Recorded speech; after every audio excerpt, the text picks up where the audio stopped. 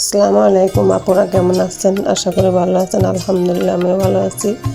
আজকে আপনাদের সাথে শেয়ার করব কিভাবে সেমাই পিঠা বানাতে হয়। প্রথমে আমি চালের গুঁড়া নিলাম, একটু লবণ দিলাম, একসাথে মিক্স করে নিব। তারপর চুলায় একটু গরম পানি বসাই দিলাম।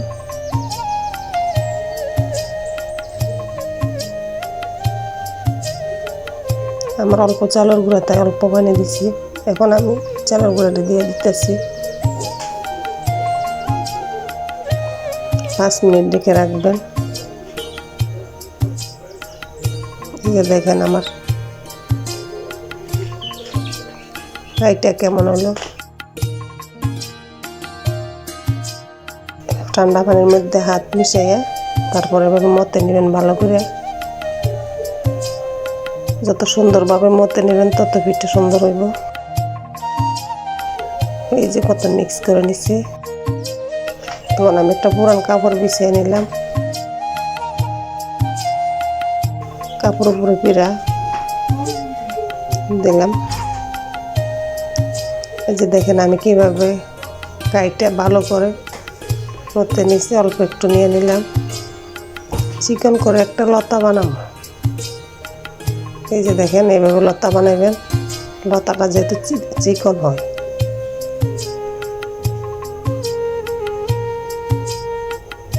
এভাবে আমি অনেকগুলো লতা বানিয়ে নিলাম।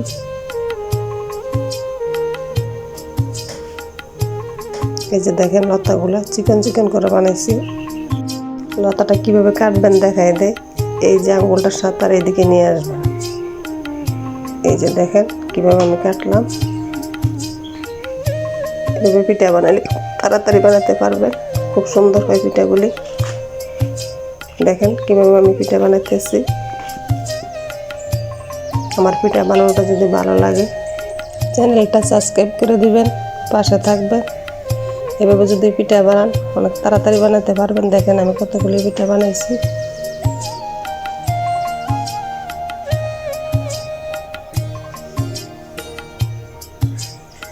এখন আমি চুলায় 1 কেজি পরিমাণ দুধ বসাই দিছি।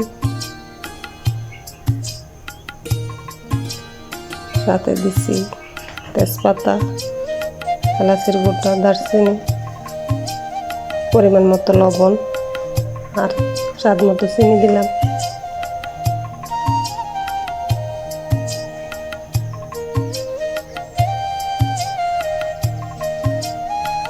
দুধটা আমার পাক উঠে গেছে। এখন আমি সেমাইগুলো দিয়ে দিতেছি। আমি সবসময় এভাবে বানাই। আমার পিঠাটা বানানো যদি আপনাদের কাছে ভালো লাগে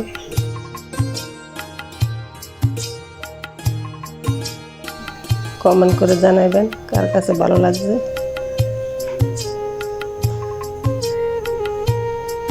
নারকেল কোড়ানো দিয়ে দিলাম।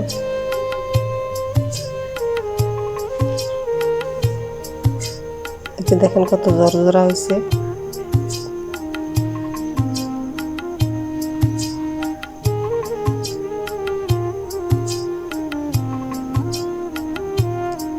আমার ভিডিওটা কে কোথায় থেকে দেখছেন জানাইবেন। এই যে দেখেন কত সুন্দর জরজরা হয়েছে।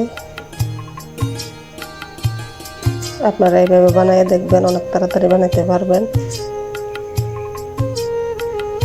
এ পর্যন্ত, খোদা হাফেজ।